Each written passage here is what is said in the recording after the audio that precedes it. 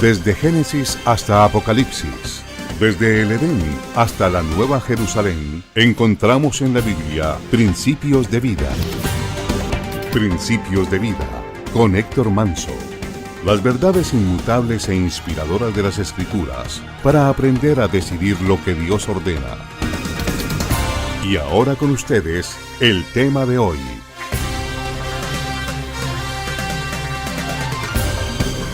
Vamos a abordar un tema que tiene que ver con un poder que descansa en cada ser humano. Más específicamente, hablamos de un poder que se hace evidente en cada uno de los que tienen conocimiento de Dios y que puede hacerse presente en el momento cuando más se requiere o cuando más se necesita. El tema que estaremos enfocando es el poder de la humillación. En más de una ocasión en nuestra trayectoria por esta vida, nos vemos en la necesidad de que Dios atienda nuestras peticiones. En ciertos casos, es la urgente necesidad de que Dios tenga a bien atender nuestra súplica. El que Él atienda nuestra súplica no es como cuando se le solicita alguna ayuda a un político.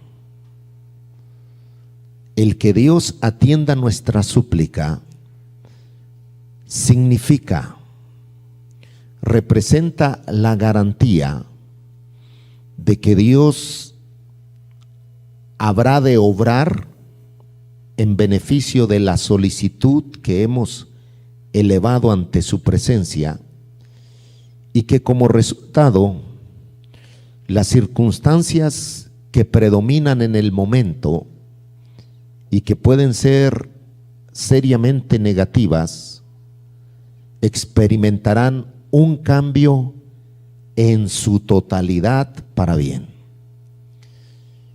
Hay dos tipos de personas en este mundo. Existen aquellos que continuamente tienen acceso a la presencia de Dios. Son los que habitúan su vida para comunicarse con Él continuamente, y lo hacen desarrollando un estilo de vida que es agradable delante de sus ojos. Todo en la vida de ellos, en términos espirituales, emocionales y aún mentales, están en su respectivo orden. Porque la base de este estilo de vida se deriva de la realidad de la comunicación continua que tienen con Dios y de la manera en la que se conducen cada día. Este es el tipo de personas que no solamente cuentan con la ayuda de Dios, sino que también tienen conocimiento de quién es Dios. Lo conocen porque han invertido tiempo en comunicarse con Él por medio de la oración, en una experiencia donde no solamente le dan a conocer lo que les preocupa, lo que les inquieta o lo que representa una amenaza para sus vidas. En ese periodo de oración, ellos meditan en las bondades de Dios, le dan la oportunidad para que Él manifieste de su presencia y pueda dejarles sentir la maravillosa experiencia de lo que es Él manifestándose en sus vidas. Por lo tanto, para ellos es muy común que en cualquier etapa de su vida y ante cualquier circunstancia puedan abrir su boca, y no necesariamente que tengan que doblar sus rodillas o que tengan que encontrarse en un templo o apartarse para que Dios los pueda escuchar. En cualquier situación donde amerite la intervención de Dios para que obre un milagro, ellos tienen la plena convicción y seguridad de que Dios los escucha, de que atiende y de que obra en beneficio de sus necesidades. El ejemplo que vamos a utilizar es la vida del rey Josafat, quien era una persona con un estilo de vida muy equilibrado. Dios era lo más importante en su vida, y como rey era muy cuidadoso de gobernar de acuerdo a las normas que Dios había establecido en su palabra. Y él era un personaje muy respetado. Pero él se mezcló con la familia de Acab. Y Acab, quien se constituyó en su pariente, hizo parentesco con él por causa de su hija. Acab era todo lo contrario a Josafat. Y queriendo Acab ir a la guerra, no quería arriesgar su vida. Y es que usted no puede estar viviendo mal delante de Dios y esperar que le vaya bien. Usted no puede querer ir a ganar una batalla sin correr riesgos, especialmente cuando usted sabe que su vida no está en su respectivo orden. Así que él se vale de su posición, influencia a Josafat para que vaya a la guerra con él, y todavía lo viste de ropas reales, y él se viste como cualquier otro guerrero. Y el rey había dado órdenes de que solamente se enfocaran en el rey de Israel. Y resulta que todos pusieron la atención en Josafat y lo prendieron, y cuando estaban a punto de matarlo, dice la escritura que Josafat clamó a Dios y fue librado. No lo mataron. Él tenía un acceso inmediato a Dios, y Dios atendía sus súplicas y obraba en beneficio de él. Josafat representa al grupo de personas que no esperan a que les llegue la calamidad para poder clamar a Dios. Él representa ese tipo de personas que se conducen disciplinadamente, siempre procurando estar en armonía con Dios y con sus leyes. Es el grupo de personas que cultivan una vida espiritual saludable delante de Dios, que no se mueven por lo que ven, por emociones o por sentimientos, sino que toda decisión que toman la hacen siempre considerando a Dios y lo que Él establece en su palabra. Pero en el otro lado tenemos al grupo de personas que a Dios en realidad le interesan, pero que ellos no tienen interés en Dios.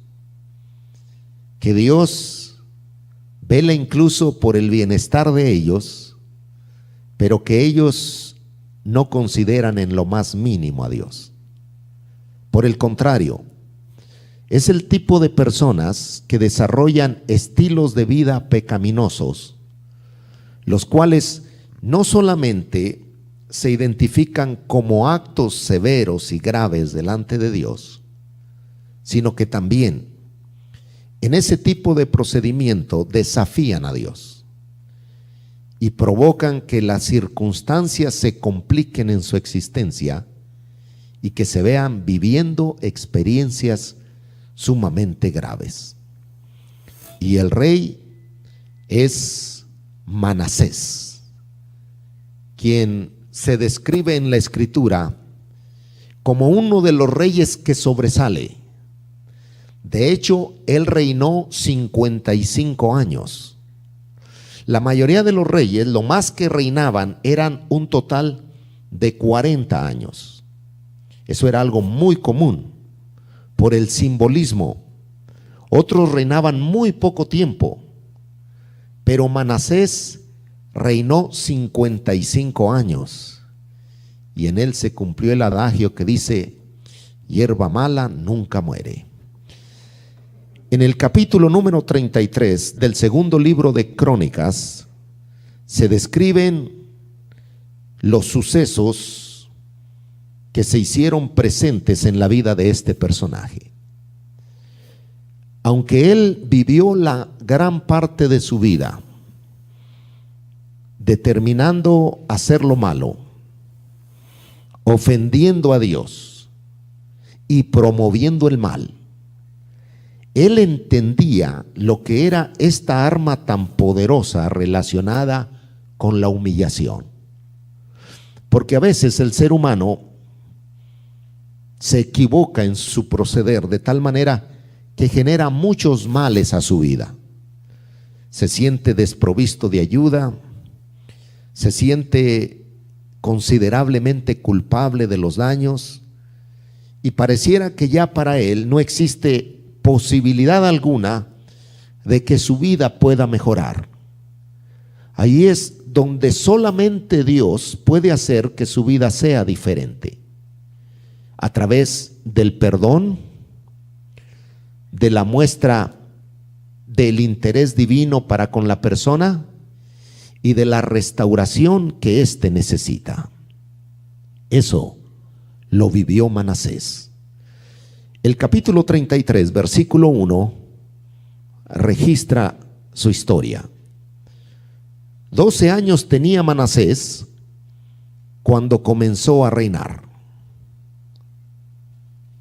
y 55 años reinó en Jerusalén. El versículo número 2 presenta la otra parte en la vida del rey Manasés. Y ahí irrumpe por medio de una palabra que cambia completamente el panorama. El sol puede estar brillando, el clima puede ser muy favorable, el ambiente muy acogedor, pero si llega alguien de visita que no es muy agradable, todo eso cambia. Aquí se destaca algo muy favorable en la vida de Manasés, quien a la edad de 12 años, siendo todavía un niño, comenzó a reinar. Pero el versículo número 2 dice: pero hizo lo malo ante los ojos de Jehová. Él determinó vivir haciendo lo contrario a lo que Dios había establecido. Su papá era un rey piadoso, enfocado en honrar a Dios, pero él determinó por voluntad propia vivir otro estilo de vida. ¿Y qué es lo que hizo? Hizo lo malo conforme a las abominaciones de las naciones. Dentro de las prácticas que él efectuaba, cometió actos abominables delante del Señor. Él se inspiró en la práctica de las naciones, quienes rendían culto a toda clase de imágenes y practicaban todo tipo de rituales que delante de Dios se consideraban actos severamente graves, abominables. Mas, cuando Jehová había echado de delante de los hijos de Israel, por esa causa, las prácticas que habían cometido los israelitas era lo que provocó que Dios en cierta forma los desechara. Porque hay cosas que interrumpen nuestra comunión con Dios, impiden que uno pueda relacionarse saludablemente con Él. Ya uno no cuenta con el libre acceso, con la libertad de poder llegar a su presencia, porque hay cosas que representan un obstáculo, una barrera, y es que uno está vinculado con el pecado. Y por causa de que Dios es un Dios santo, Él no puede vincularse cuando el ser humano se encuentra en semejantes condiciones. Allí es donde surge la necesidad de que el ser humano primeramente experimente el perdón divino y sea limpio de todas sus culpas y de todos sus pecados. Y luego el versículo número 3 dice: porque Él reedificó los lugares altos que Ezequías su padre había derribado. Lo bueno que había hecho su padre, por causa de algo malo que existía, Él lo reedifica. Él tenía ideas muy distorsionadas de lo que era el pensamiento común de la gente que formaba parte del pueblo de Dios. En otras palabras, Manasés era un personaje idólatra, y era idólatra en extremo. Dentro de los pecados que el ser humano puede cometer, hay pecados que se destacan por la gravedad del daño que provocan, y uno de los cuales es la idolatría. Por eso es que el primer mandamiento está encauzado en esto, en que uno no debe tener dioses ajenos delante de sí. Uno debe amar a Dios con todo el corazón, con toda el alma, con toda la mente y con todas las fuerzas. Cualquier otro acto donde una persona comienza a adorar a alguien más o algo más, eso representa un serio pecado delante de Dios. Porque la persona que se vincula a la idolatría no solamente está removiendo a Dios del lugar que Él debe tener, pero en ese proceder también está desafiando a Dios. Y cuando alguien desafía a Dios, está provocando que circunstancias graves, serias, críticas se hagan presentes en su vida. Y esta fue la historia de Manasés, quien además levantó altares a los Baales e hizo imágenes de acera y adoró a todo el ejército de los cielos, y luego de que adoró, le rindió culto. Ahí la historia no termina. El versículo 4 dice: edificó también altares en la casa de Jehová, de la cual había dicho Jehová: en Jerusalén estará mi nombre perpetuamente. El templo que había sido levantado para que adoraran a Dios, para que ahí el pueblo viniera y se invocara su santo nombre, ahora había sido reemplazado por causa de que este hombre había levantado altares a los dioses paganos, a los ídolos.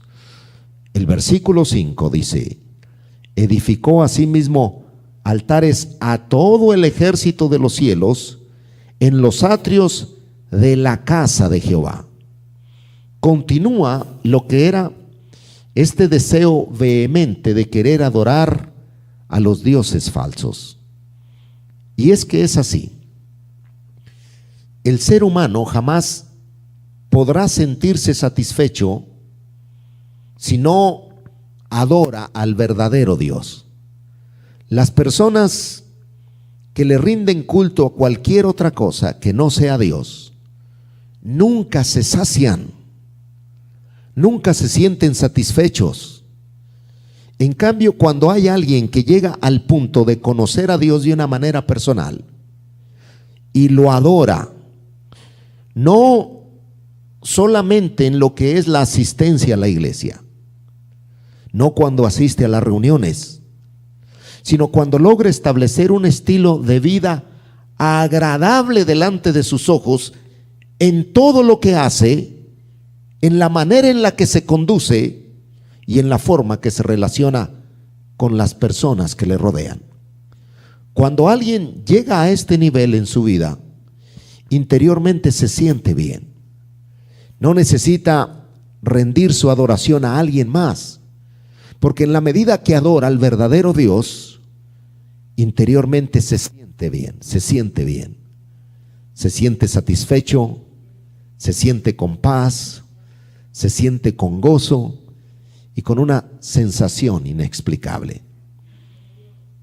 Manasés comenzó en lo que era el camino de la idolatría, y mientras más pasaba el tiempo, más idólatra se convertía.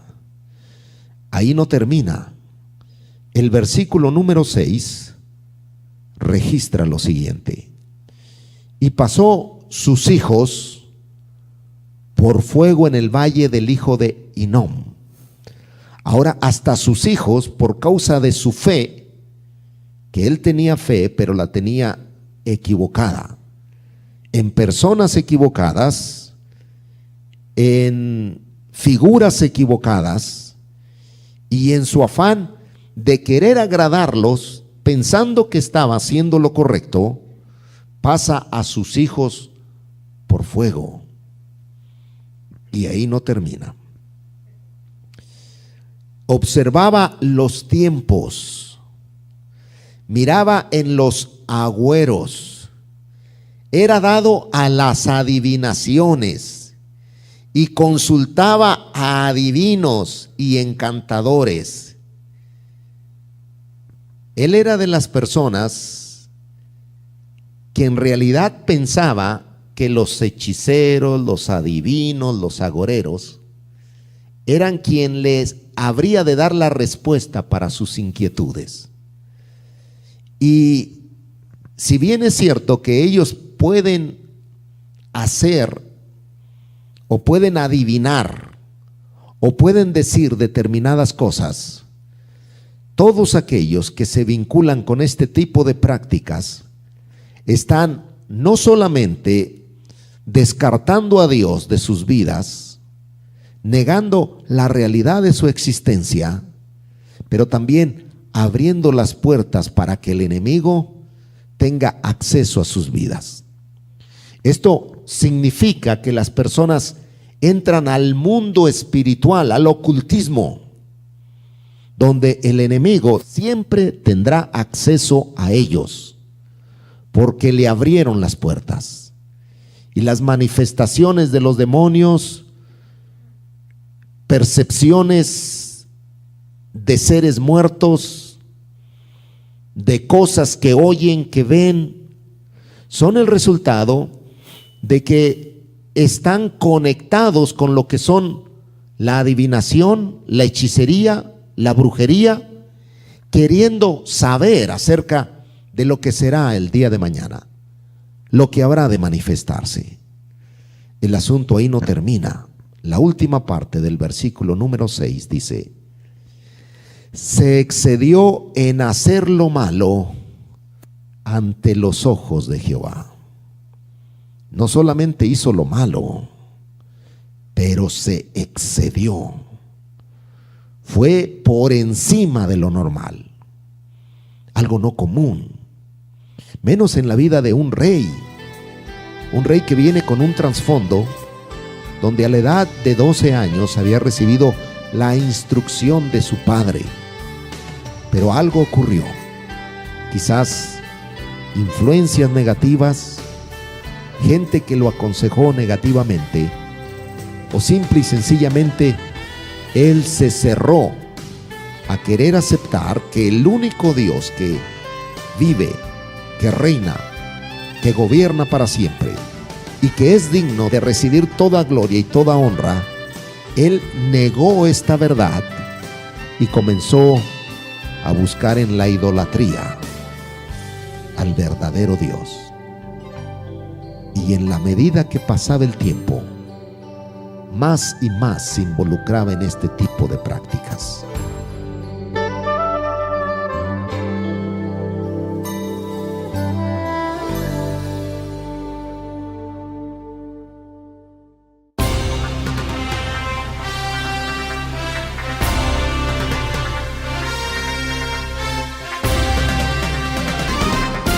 Existen muchos conceptos y filosofías sobre la vida, el hombre y la familia, pero solo hay una verdad revelada por Dios y registrada en su palabra.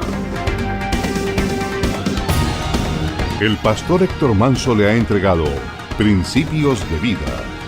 Para cualquier información, diríjase a principiosdevida@ondasdevida.com. Visítenos en www.ondasdevida.com. Será hasta la próxima audición.